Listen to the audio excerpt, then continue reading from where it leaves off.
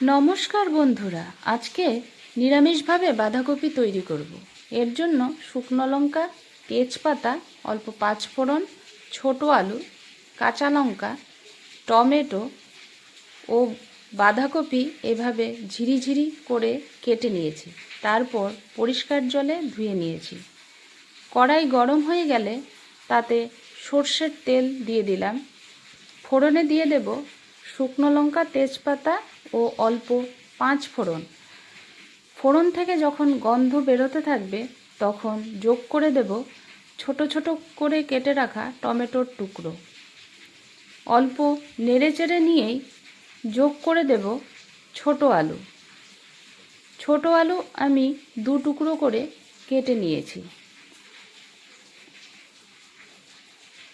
এবার দিয়ে দেব চারটে কাঁচা লঙ্কা, যেটা মাঝখান থেকে চিড়ে নিয়েছি। সব কিছু ভালো মতো মিশিয়ে নিচ্ছি। এবার দিয়ে দিলাম স্বাদ মতো নুন। তারপর যোগ করে দেব হাফ টিস্পুন হলুদ গুঁড়ো। সব কিছু ভালো মতো মিশিয়ে নিয়ে অল্প ভেজে নিচ্ছি। তারপর যোগ করে দিলাম ছোট চামচের 2 চামচ জিরে গুঁড়ো।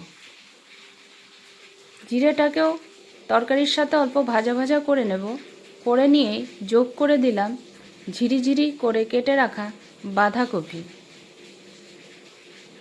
বাঁধাকপিটা মশলার সাথে ভালো মতো মিশিয়ে নিচ্ছি। লো ফ্লেমে ঢাকা দিয়ে বাঁধাকপিটা 10 মিনিটের জন্য রান্না করে নেব।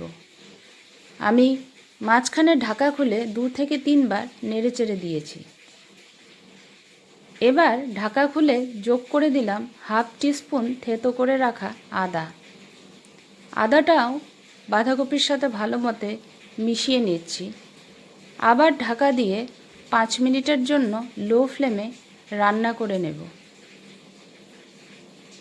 এবার যোগ করে দিলাম স্বাদ মতো চিনি। ভালো মতো সব কিছু নাড়াচাড়া করে নিচ্ছি।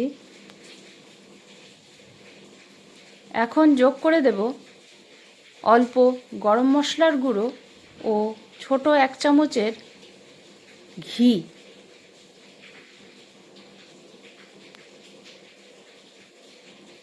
এখন সব কিছু ভালো মতো নেড়েচেড়ে ভাজা ভাজা করে নিচ্ছি।